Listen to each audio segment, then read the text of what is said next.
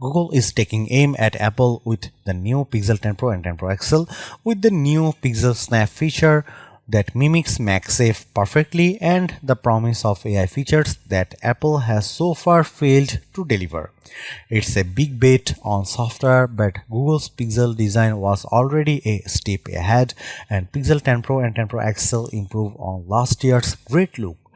Our full review is coming, but my hands-on first impression will give you a good idea of how the Pixel has evolved. The Google Pixel 10 Pro and its larger sibling, the Pixel 10 Pro XL, look like fantastic smartphones. Google hasn't messed with the winning formula that made the Pixel 9 Pro my phone of the year choice for 2024. The refinements seem minor but could signal a sea changes in Google's fight against Apple and its friendly competition with Android rival Samsung.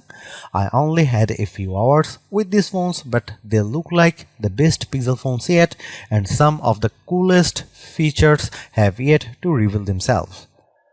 Google doesn't compete with Samsung on specs or with Apple on features, so it's been easy to dismiss past Pixel phones as also run devices that offer a nice alternative to the iPhone and Galaxy lines but are rarely the first choice.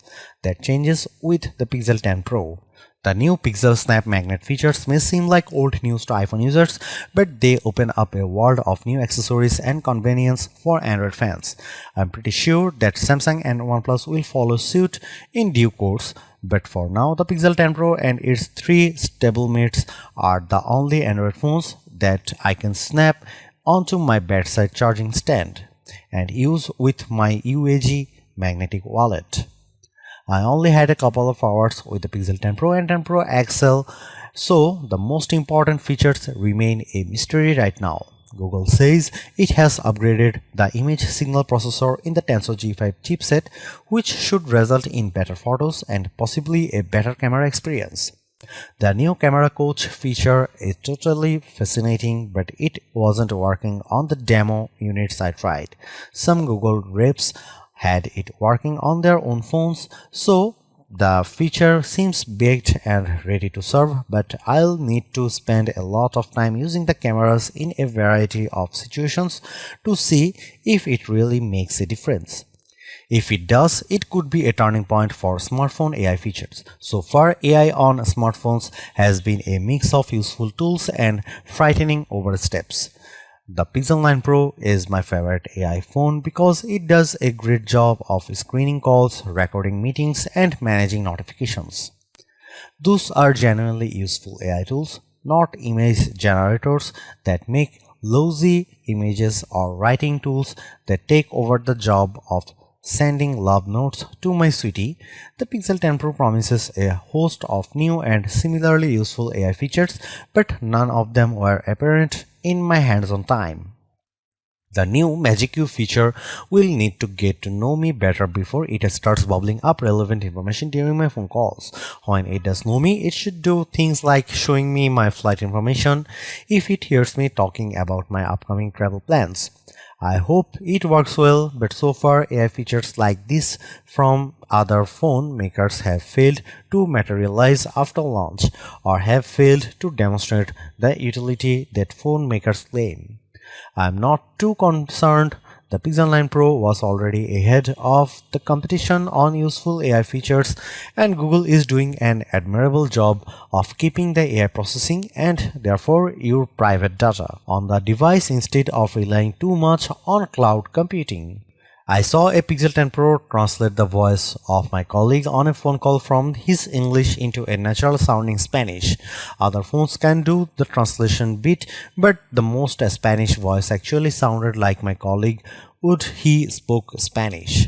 Most astonishingly, all of the processing happened on the Pixel 10 Pro, not in the cloud. The conversation and the sound of your voice are kept private. In other words, after spending a couple of hours with the Pixel 10 Pro and 10 Pro XL, they seem to me like refined devices that marginally improved on the success of last year's redesign, and that's enough for me.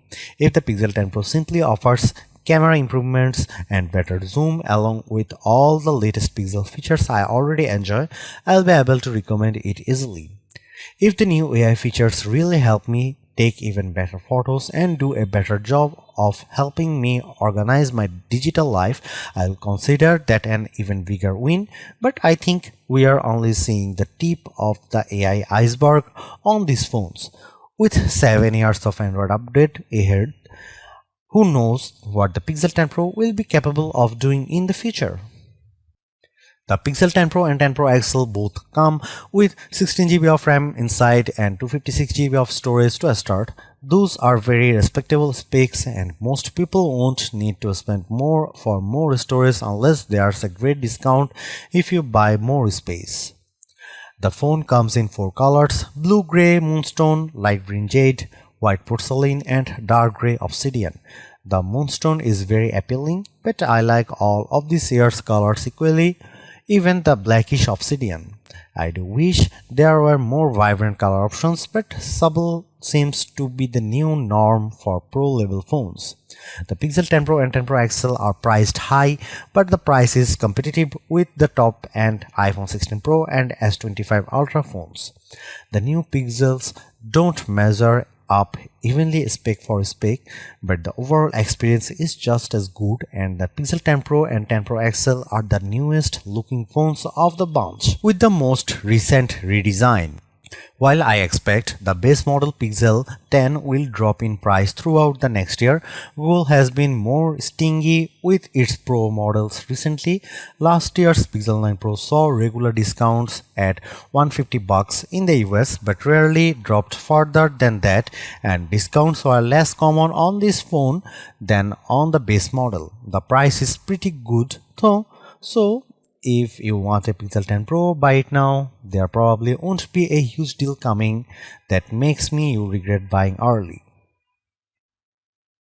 As I only spent a couple of hours with the Pixel 10 Pro and 10 Pro XL, battery life remains a question mark, but I'm hoping that it will be easier for most folks to keep these phones topped up and charged throughout the day. Having PixelSnap accessories that work with MagSafe charging will be very convenient. The batteries in both the Pixel 10 Pro and 10 Pro XL are bigger than last year's models, even though the phones now have magnets inside the PixelSnap. That's an impressive design achievement. Sadly, the Pixel 10 Pro doesn't take full advantage of the new QI2 wireless charging standard. The Pixel 10 Pro XL can charge up to 25 watt on a wireless QI2 certified charger, while the Pixel 10 Pro can only charge wirelessly up to 15 watt, so it won't charge faster than previous Pixel phones, but it will still have the convenience of magnets.